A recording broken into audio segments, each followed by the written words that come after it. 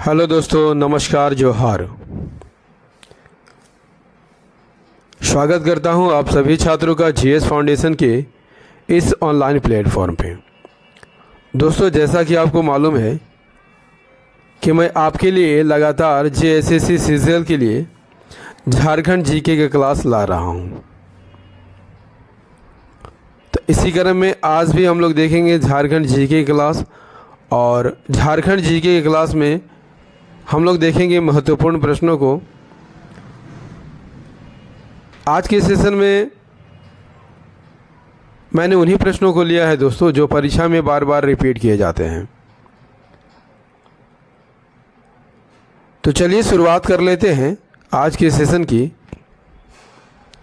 लेकिन सेशन में जाने से पहले आप सभी छात्रों से मेरा फिर से रिक्वेस्ट है कि आप इस वीडियो को दोस्तों के साथ अवश्य शेयर कर दीजिएगा। ठीक है, चलिए शुरुआत करते हैं आज के सेशन की।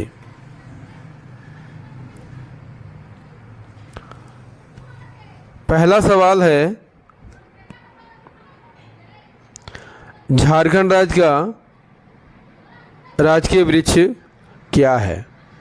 महुआ, शाल, पीपल या सागवान? सभी दोस्त फटाफट आंसर करेंगे, है ना? फटाफट आंसर करते चलिएगा। झारखंड राज्य की राजकीय वृक्ष क्या है? इसका सही आंसर हो जाएगा option B is the correct answer, साल है।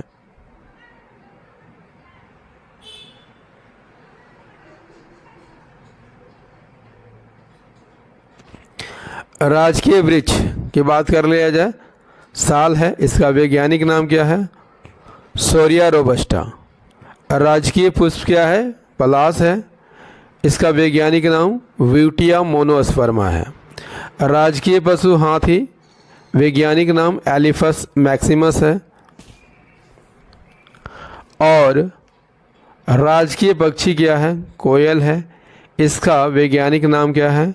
यूडेनेमिस एस्कोलोफेशियस। यहाँ तक क्लियर है ना? चलिए बढ़ते हैं नेक्स्ट क्वेश्चन की ओर।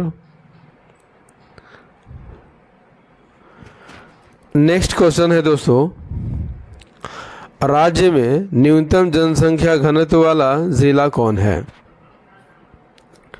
आपके ऑप्शन है लातेहार, सिमडेगा, खूंटी या जामताड़ा। राज्य में न्यूनतम जनसंख्या घनत्व वाला जिला कौन है?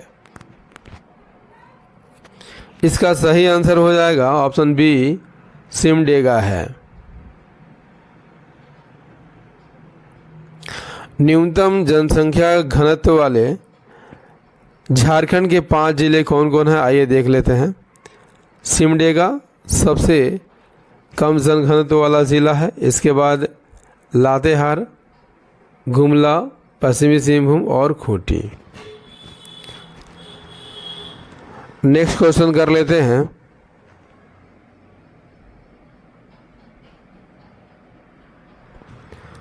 नेक्स्ट है, तुजुके जहांगीरी में झारखंड के लिए किस शब्द का प्रयोग किया गया है? आंसर कीजिए। तुजुके जहांगीरी में झारखंड के लिए किस शब्द का प्रयोग किया गया है? तो तुजुके जहांगीरी में झारखंड को क्या कहा गया है दोस्तों? खोखरा कहा गया है। वहीं पर मुगल काल की बात कर लिया जाए तो मुगल काल में झारखंड को खोखरा या कुकरा कहा गया है, जबकि तुजुके जहांगीरी में खोखरा कहा गया है। ईस्ट इंडिया कंपनी के शासनकाल में झारखंड को क्या कहा जाता था? छोटा नागपुर कहा जाता था। क्लियर? Next question.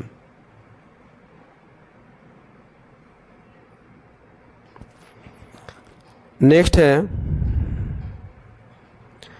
झारखंड के निम्न में से किस स्थान से पाषाणकालीन मानव द्वारा निर्मित पत्थर के औजार प्राप्त हुए हैं? पाषाणकालीन मानव द्वारा निर्मित पत्थर के औजार प्राप्त हुए हैं। झारखंड के निम्नलिखित में से किस स्थान से पाषाणकालीन मानव द्वारा निर्मित पत्थर के औजार प्राप्त हुए हैं? आंसर कीजिए। इसका सही आंसर हो जाएगा ऑप्शन ए, हजारीबाग से।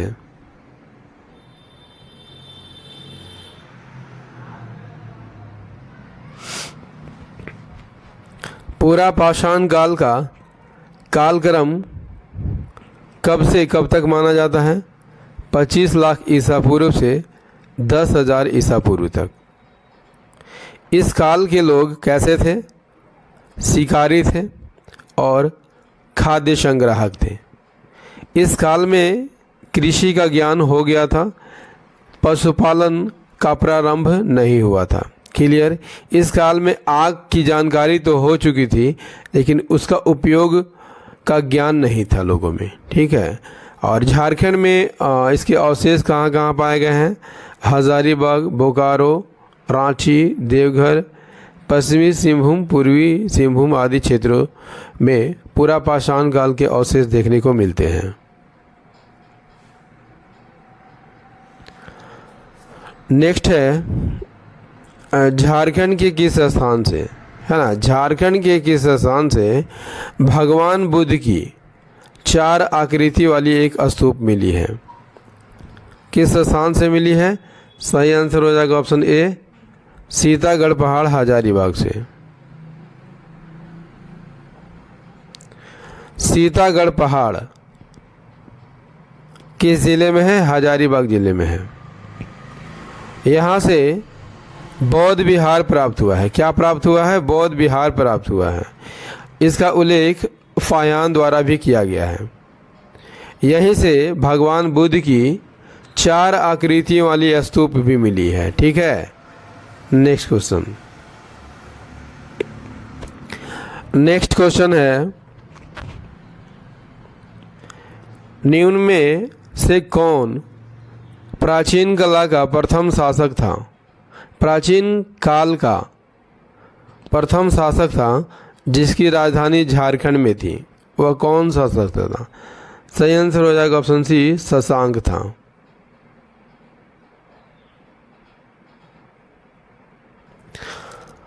शशांक कहाँ का शासक था? गौड़ का शासक था। ठीक है। प्राचीन काल के शासकों में वह प्रथम शासक था जिसकी राजधानी झारखंड क्षेत्र में थी। किस धर्म का अनुयायी था? शैव धर्म का अनुयायी था। इसने झारखंड में बहुत से शिव मंदिरों का निर्माण कराया था। और शशांक के काल का प्रसिद्ध मंदिर जो है वेणु सागर है, जो कि एक शिव मंदिर है। ठीक है। चलिए बढ़ते हैं अगले सवाल की ओर। नेक्स्ट सवाल क्या कहता है? अलाउद्दीन खिलजी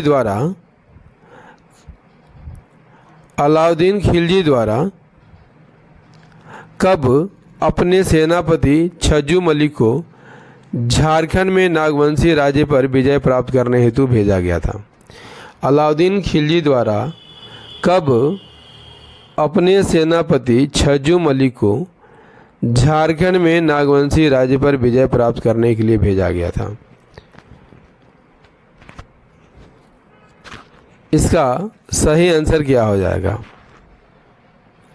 ऑप्शन है 1215, 1310, 1395 या 1420। सही आंसर हो जाएगा ऑप्शन बी, 1310 में।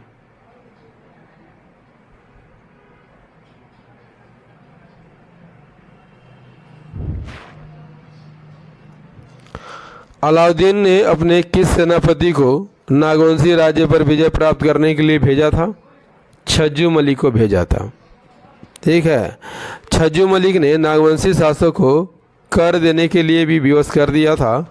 अलाउद्दीन खिलजी का सेनापति मलिक काफूर की यहाँ पर बात कर लिया जाए तो दक्षिण भारत के विजय अभियान पर जाते समय झारखंड से होकर गुजरा था। ठीक है। बढ़ते हैं अगले सवाल की ओर और देखते हैं कि अगला सवाल क्या है। अगला सवाल है, नागवंशी शासक प्रतापकर्ण के समय राज्य किसके विद्रोह से त्रस्त था? किसके विद्रोह से त्रस्त था? घटवार, खरवार, पहाड़िया या भूमिज? सही आंसर हो जाएगा ऑप्शन ए, घटवार विद्रोह से त्रस्त था। प्रतापकर्ण के समय नागवंशी राज्य पर घटवारों का विद्रोह हो रहा था, जिससे वह त्रस्त था। क्लियर। अगले सवाल की ओर बढ़ते हैं।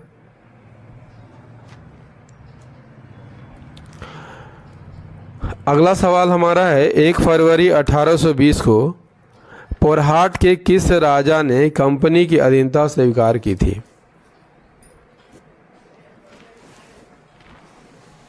1 फरवरी 1820 को पोरहाट के किस राजा ने कंपनी की अधीनता स्वीकार कर ली थी?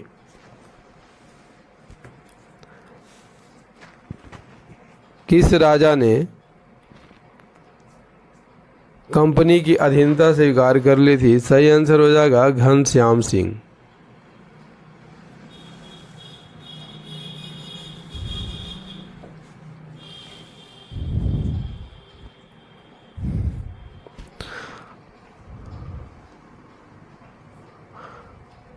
यहाँ पर 1 फरवरी 1820 को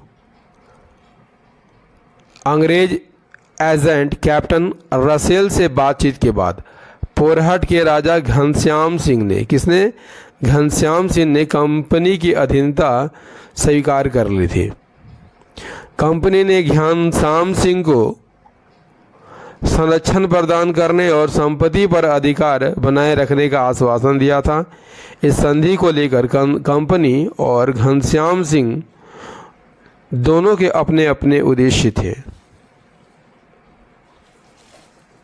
नेक्स्ट है, चेरो विद्रोह को पूरी तरह समाप्त करने के लिए किस वर्ष जमींदारी पुलिस बल का गठन किया गया था? किस वर्ष किया गया था? सही आंसर हो जाएगा 1809 में।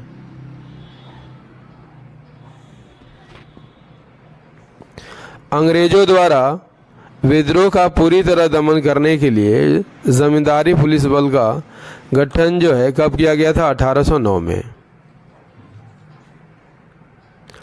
नेक्स्ट कर लेते हैं, छोटा नागपुर कैथोलिक सभा के प्रथम अध्यक्ष कौन थे? इग्नेस बेक, पॉल दयाल, बेनिफेस लकड़ा या थियोफिल लकड़ा?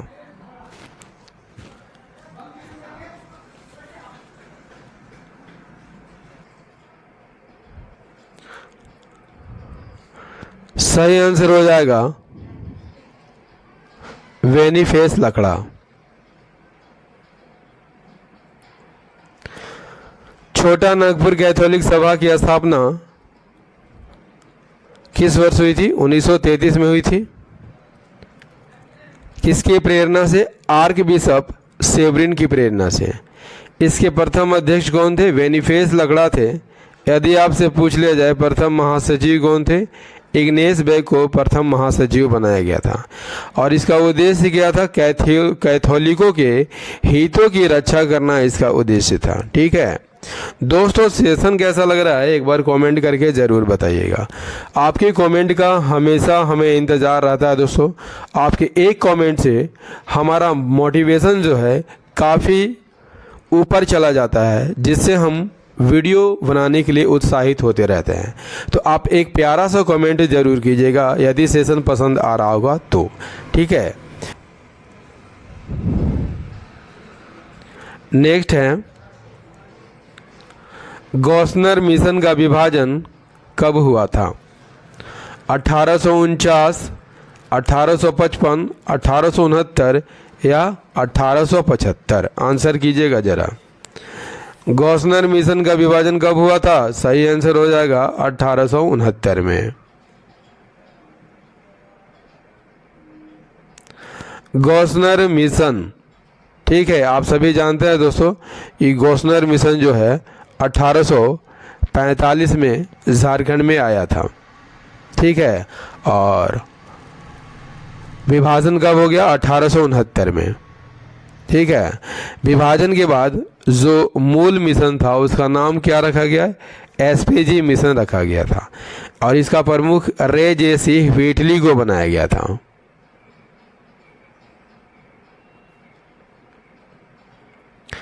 किस वर्ष ओडिशा के गंग वंश के राजा ने स्वयं को झारखंड का राजा घोषित किया था? सही आंसर हो जाएगा ऑप्शन डी 1458 में। उड़ीसा के किस वंश के राजा ने स्वयं को झारखंड का राजा घोषित किया था? गंग वंश के राजा ने। कब? 1458 में। नेक्स्ट क्वेश्चन क्या कहता है दोस्तों? निम्न में से किस भाषा वैज्ञानिक ने झारखंड क्षेत्र के जनजातीय भाषाओं को ऑस्ट्रिक और द्रविड़ नामक दो समूहों में विभक्त किया था? एंड्रयू कैंपबेल, फादर ई गॉसनर, जॉर्ज ग्रियर्सन, इनमें से कोई नहीं। सही आंसर हो जाएगा जॉर्ज ग्रियर्सन। झारखंड क्षेत्र की जनजातियों को दो भागों में बांटा गया था, ऑस्ट्रिक और द्रविड़। ठीक है, किसने विभाजन किया था? जॉर्ज ग्रियर्सन, जो एक भाषा वैज्ञानिक थे। नेक्स्ट है, संथाल जनजाति में विवाह को किस नाम से जाना जाता है? पोन, घोटुल, बापला, एरोक। सही आंसर हो जाएगा बापला। क्लियर?